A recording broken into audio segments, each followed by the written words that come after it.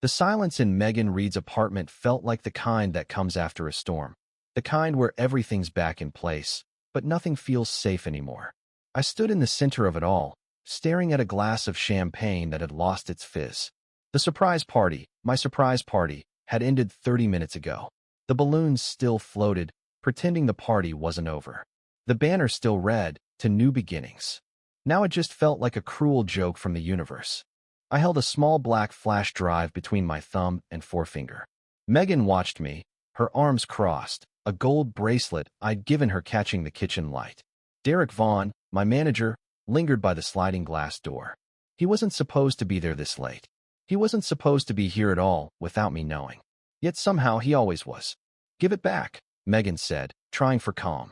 I could hear the tremble she couldn't hide. Derek said nothing, his jaw a tight knot. I didn't raise my voice. I didn't throw anything. I wasn't built that way. Instead, I slipped the flash drive into my pocket. "Strange," I said quietly, "how my unfinished feature files ended up in your pitch deck, Megan. And even stranger how the same files appeared in Derek's private folder at work." Her eyes slid to Derek for half a second. It was all I needed. "It's not what you think," she said quickly. "You're being paranoid." "We were talking," I finished. "Sure. Lots of talking." I set my empty champagne flute on the counter and walked toward the door. "I'll see you both soon," I said, my voice quiet and steady. There was no threat, no curse, just a calm that I knew would make their skin crawl.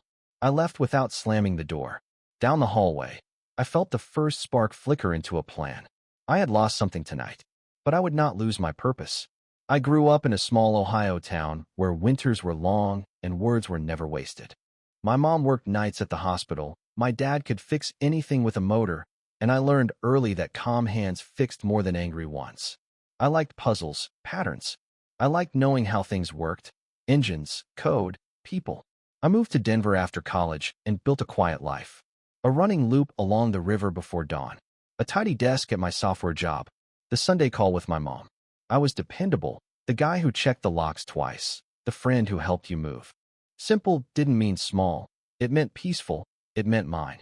Megan Reed felt like a different kind of clear at first. I met her at a community 5K. She laughed with her whole face.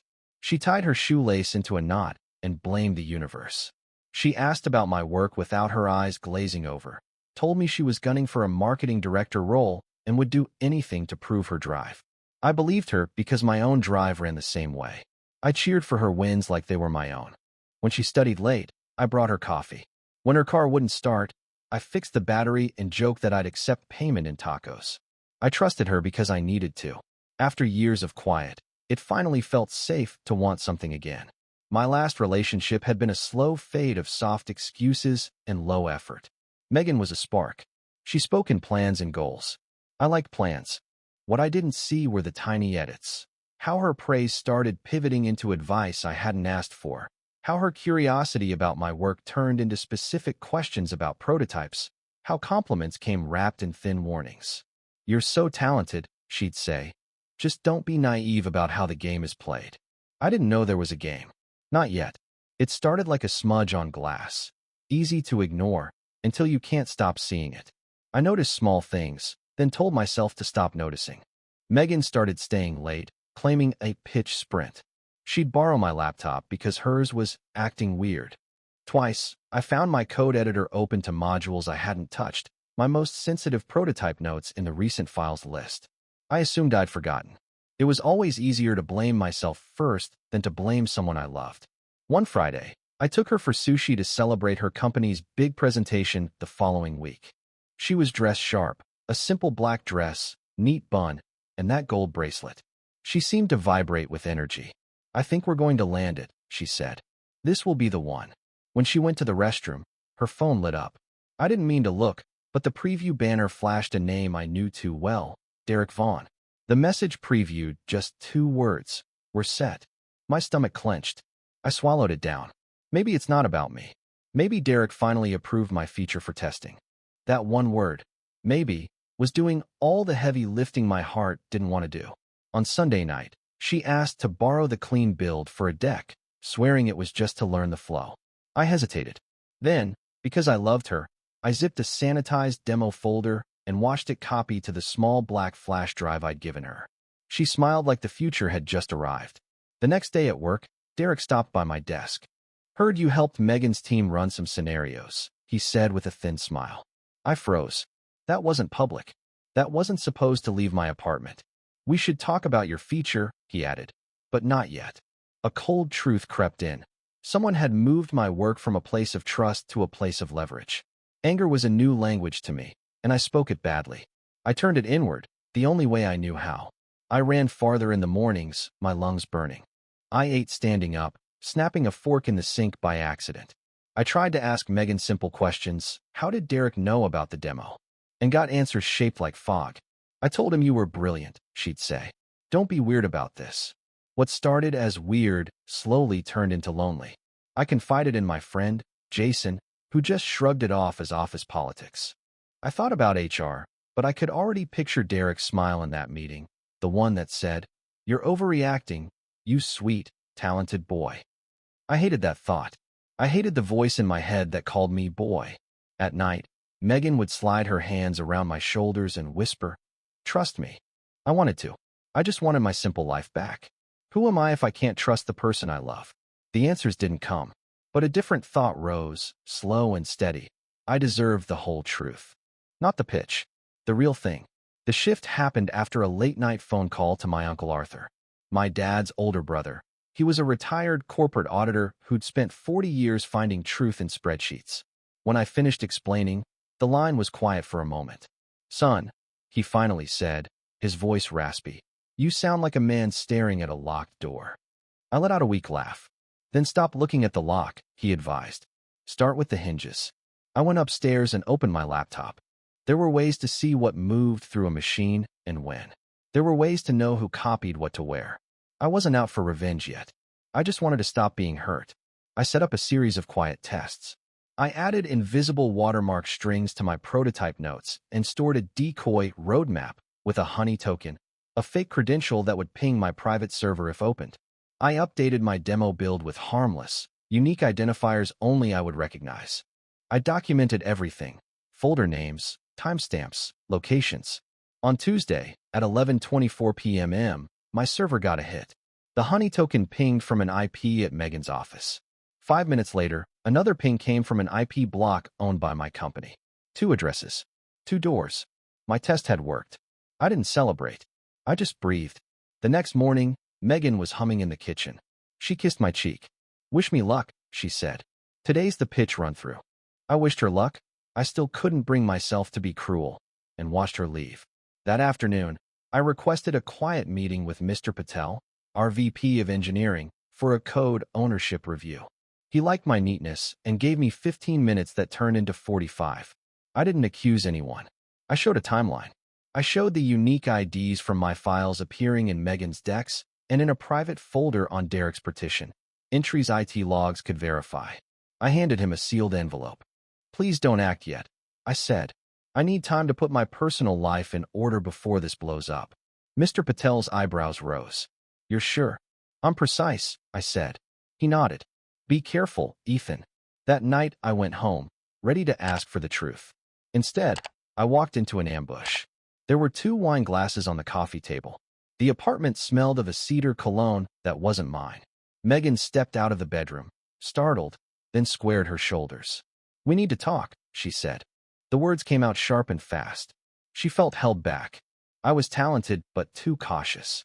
I didn't know how to play in the big leagues. "Derek," she said, understood her ambition. They had crossed a line. Her tone turned cruel. "You're sweet," she said. "But sweetness doesn't win deals." The room felt like it had shifted an inch to the left. "Did you give Derek my files?" I asked. She didn't deny it. She called my work part of the team effort, saying I should be grateful she'd lifted it to real players. It felt like standing inside a cold bell while someone rang it. I didn't shout. I picked up my jacket and said I'd pack some things. She laughed, a sound like breaking glass, and pointed to a folder on the counter. "I already talked to the landlord," she said. "Your name isn't on the renewal. I'm keeping the apartment." The blow landed harder than I expected. I'd moved in last year, splitting costs and believing in a future we'd plan together. Now she pushed a neatly typed letter across the counter. 30 days notice. I saw Derek's name in a CC email thread at the bottom, advising clean breaks. I walked out with just a suitcase and that same flash drive in my pocket, the one thing that still held the truth. I texted Jason for a couch and got a week, busy this week. I walked out into the cold Denver night, feeling a loneliness I hadn't known since I was a kid. At a crosswalk, I stopped and whispered to no one, "Okay." It was the first time I realized I had nothing left to lose. For 3 nights, I slept on my office floor, using a hoodie as a pillow. I ate from vending machines and drank water from paper cones. I didn't call my mom. I couldn't add worry to my shame. On the 4th night, a soft knock echoed in the empty office. It was Uncle Arthur. He'd driven down from the mountains. "Your mom called me. Said you sounded off," he said, setting a thermos of coffee on my desk. He took in the mess, the circles under my eyes. "Son, this isn't a war you win by starving yourself. You win it by thinking." I told him everything that had happened since our call. I expected judgment. I got order. He asked sharp questions that drew a map: dates, files, access, messages. He used words like misappropriation and chain of custody. He wasn't a lawyer. He was an auditor, but his sharp edges made me feel less soft. Then he said something that stuck in my bones. "When you've been wronged like this, remember the old saying, revenge is a dish best served cold." I don't mean cruelty. I mean clarity. Take your time. Make it clean. Let the facts do the hurting. I stopped wanting to scream and started wanting to document. I compiled everything: the logs, the timestamps, the access records, the recovered emails. I made copies, stored them in 3 separate places. I wrote a calm, professional summary for HR and legal. I packed the rest of my things from the apartment while Megan was at work, leaving the keys and an empty bracelet box on the counter.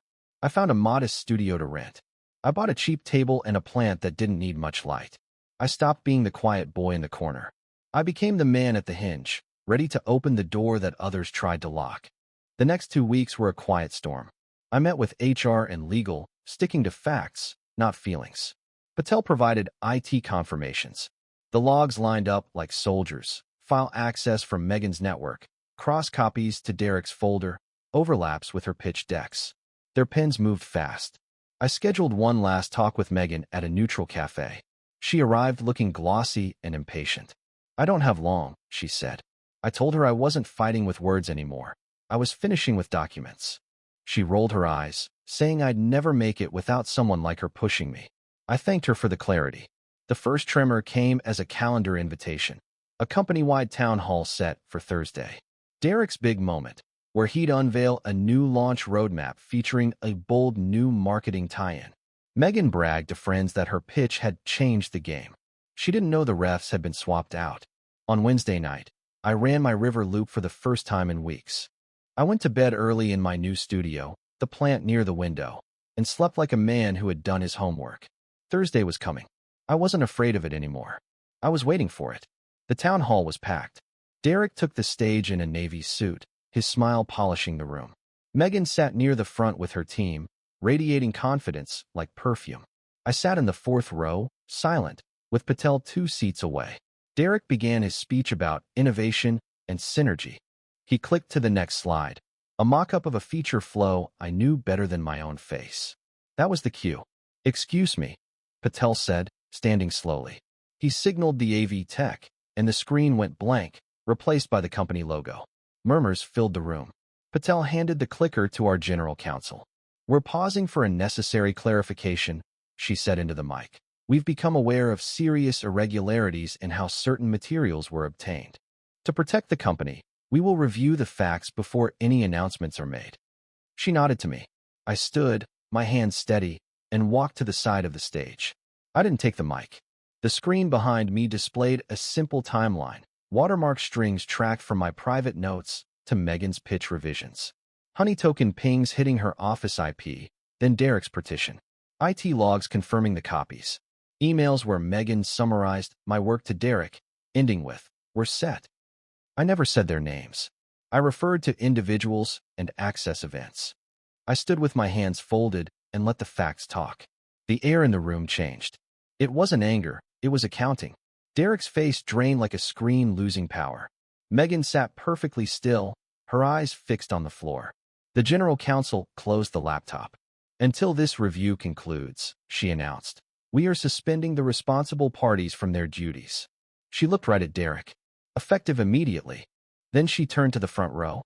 Ms. Reed, please wait for security.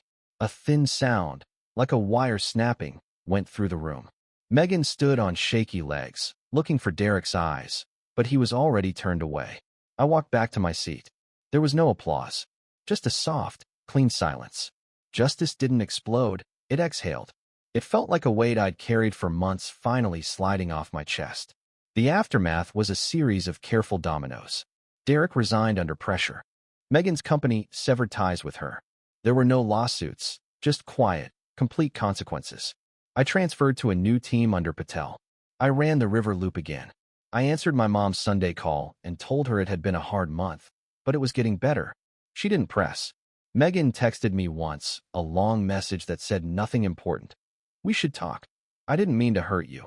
You made me feel small. I typed no reply. The silence was the only answer she needed. Months later, I was folding laundry in my studio and felt something I hadn't in a long time. Peace. I met someone new, a nurse named Emily who asked real questions and listened to the answers.